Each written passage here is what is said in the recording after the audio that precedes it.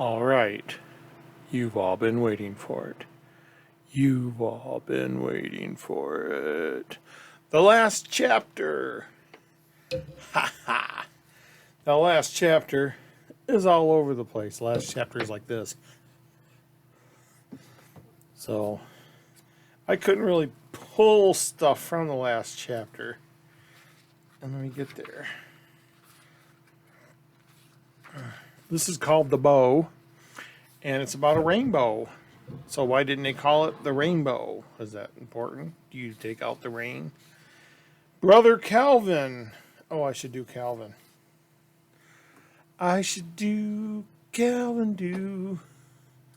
Let me look up numerology.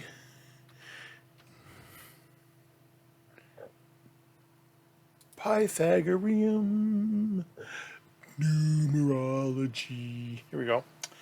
I'm going to look up Calvin really quick here. And you had no one. Sorry about that. I should have done this before the thing.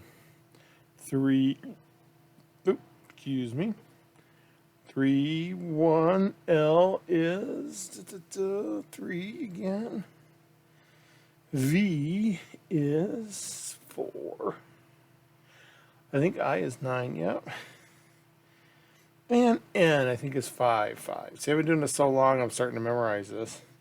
So let's see, 6, 7, 10, 11, 16, 25. So no, it does not come out to a sacred number. But anyway, Brother Calvin was born in the sunniest of downpours. It was so locally, the clouds were so local that the adjoining fields and woods didn't even get wet. It's funny because when my first daughter was born, she was born in Mildenhall, England. And after she was born, we were in a military hospital, and we looked out the window, and there was a big rainbow. And in a military hospital, they don't do anything. They're like, here's your baby, here's your room, we'll see you in a couple days. And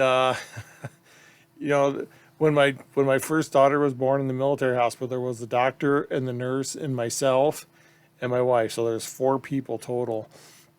And when the twins were born in the civilian hospital, there was a team of doctors and nurses for each twin, so that's 2 teams. There was the team for my wife, there was the anesthesiologist, it was so packed in there. All I could see were heads. And I was pushed back in a little corner just close enough where I could hold her hand. And it was like the difference was day and night. And when my first daughter was born, they hand me the scissors and they say, here, cut the umbilical cord. And I'm like, oh, okay, snip.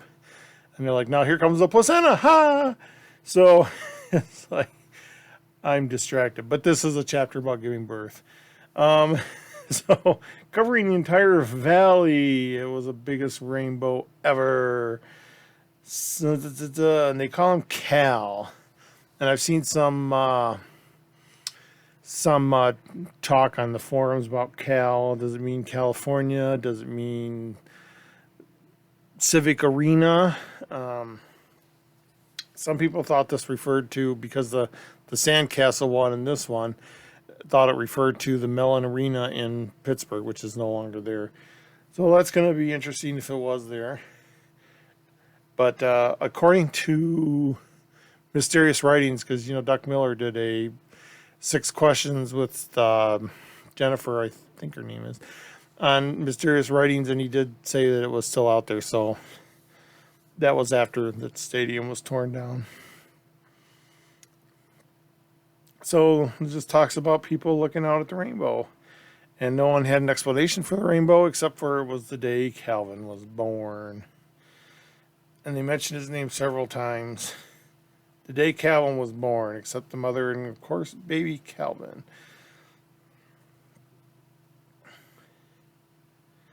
And then they talk about how the entire family went out to look at the rainbow, leaving the mother and the baby alone, which is probably typical.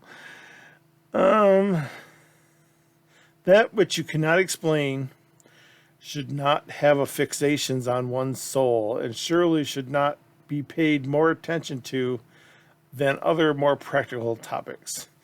It's funny because I was just thinking about some things I couldn't explain. And of course, I watch videos all the time of things that can't be explained.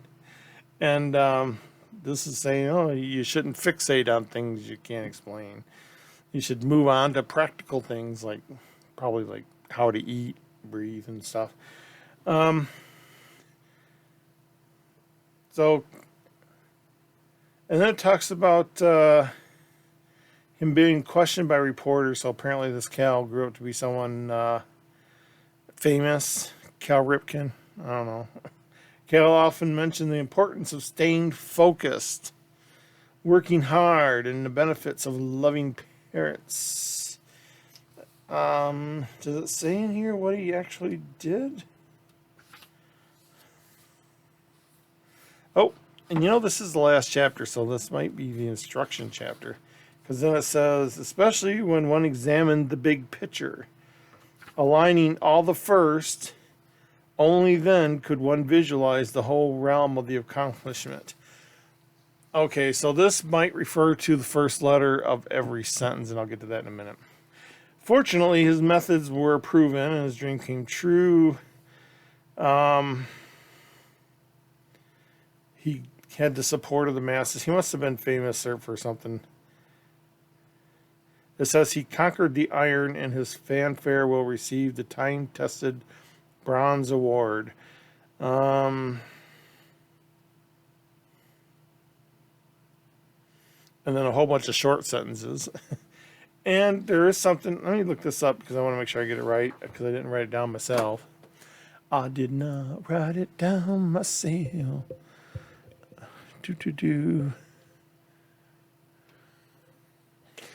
And it's not popping up by itself. Oh, come on.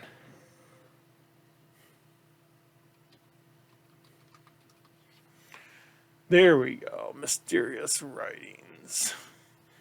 I'm going to Mysterious Writings, and I'm going to the forum.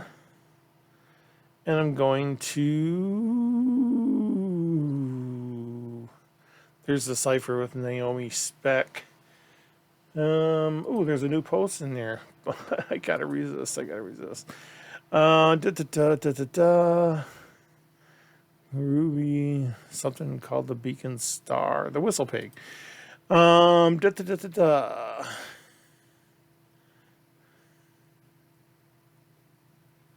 10 known facts about the Whistle Pig. So here's what the last chapter does. If you take the last chapter and you take the first letter of every sentence, it says, bear the cross, leave the center, and find the fruit. Not and find the fruit, but 3 sentences. Yeah. Bear the cross, leave the center, find the fruit. 3 sentences. And whatever that means. And so the clue about aligning all the first could just apply to this chapter, but it might apply to the overall poem. Maybe there's a first in each chapter that we have to look at. Bear the cross, leave the center, and find the fruit. This is why some people thought this was Mellon Stadium, because there's a cross street, and you turn off the center street and a cross street, and then the stadium is called Mellon Stadium, so that's a fruit. But to me, that's reaching a bit too far. I don't know about that. But yeah, that's the big thing on this chapter. And if there's something like that in this chapter, there might be something like that in other chapters. And everyone has already done it. I know I've done it back when I first read this book. I went through the first lines of like every chapter, and there's no more messages like that. So if there's other messages hidden in the story, that's not how it is. But again, this does just sound like it could be instructions, but it might only apply to this chapter. And that's the end. That's the last chapter. That's it. That's all there is. So if you go through the rest of the book, there's a backward. Um, there's a quote from Duck Miller. As Americans, we celebrate the symbolic movement of a rodent, from winter darkness to anticipated spring light. As you reread the collection, move away from the shadow gray into the light. So that's got to be a clue. Move away from the shadow into the light.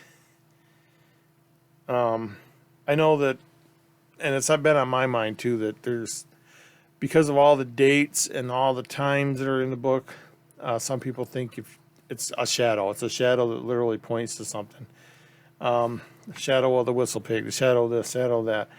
I'm going from shadow into the light.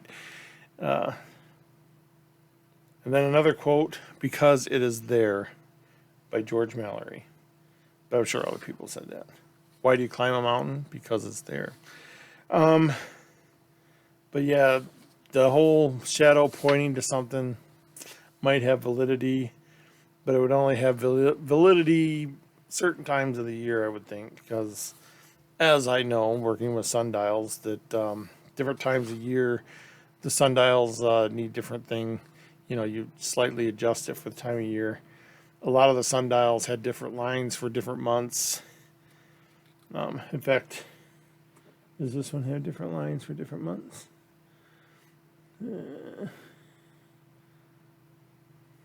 No. But that one has a compass to help you point it in the right direction. A little bit about the author, Duck Miller, and I don't think that's his real name. Recently, Miller has dabbled in decoy carving.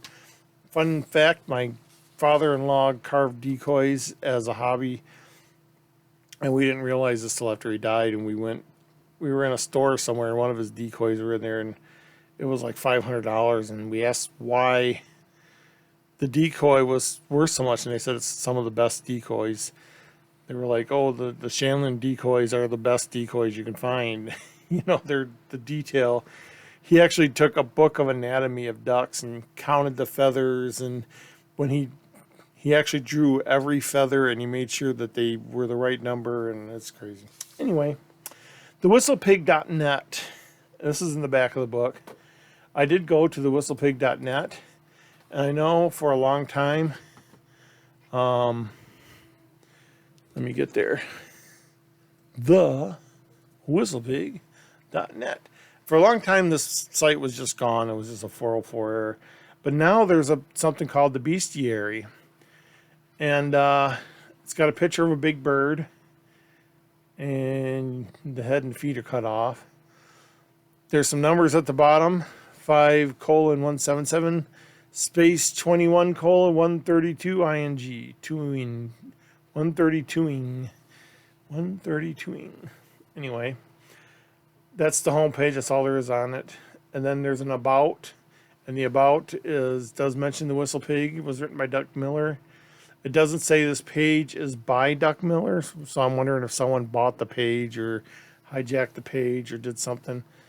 And then if you do contact us, there's a contact us page. It doesn't give you an email. It's a direct contact page. But whatever this is, I don't think this is, well, it might be done by the original author, but I know it was gone for a long time, so it might not be the original author.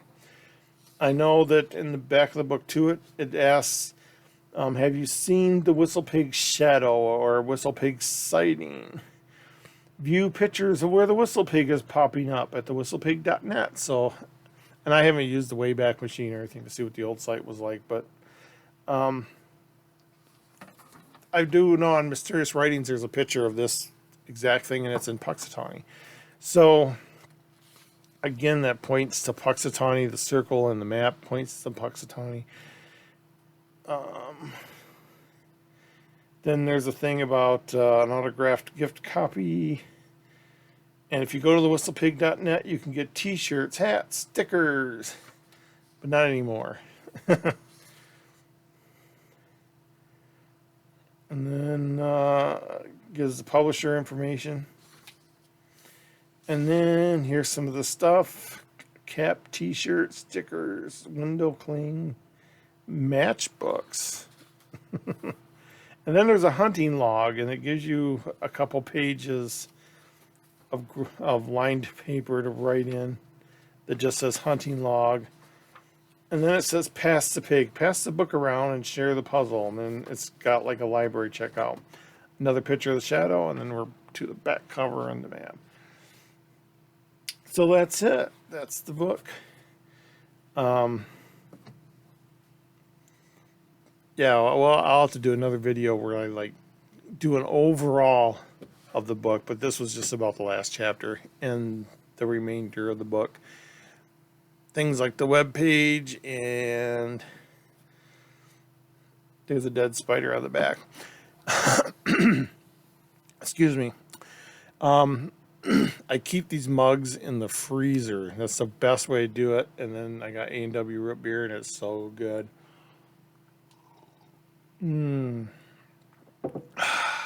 Right from the barrel. So that's the Whistle Pig, and I'm gonna wrap it up. And like I said, I'll do one more video where I'll do some number crunching. That might be a couple days from now. Might be past the weekend. But yeah, I'm gonna go through, get my graph paper out, and do a breakdown of all the chapters on paper, which I probably should have done it. But it's good to read through it first and kind of get an idea what's there. And then I'll do the breakdown of what I find. Is that hair on the inside or the outside? When you own 2 cats, you get used to hair all over. I probably had enough hair in me to cough up a hairball. But anyway, that's all I got for today. Stay tuned. I'll be doing more Beacon Star stuff. My face looks funny because I just shaved my beard off. And look, I got gray hairs. Look at that. That's what this book has done to me. Anyway, talk to you guys later. If I can find my cursor. And you guys take care.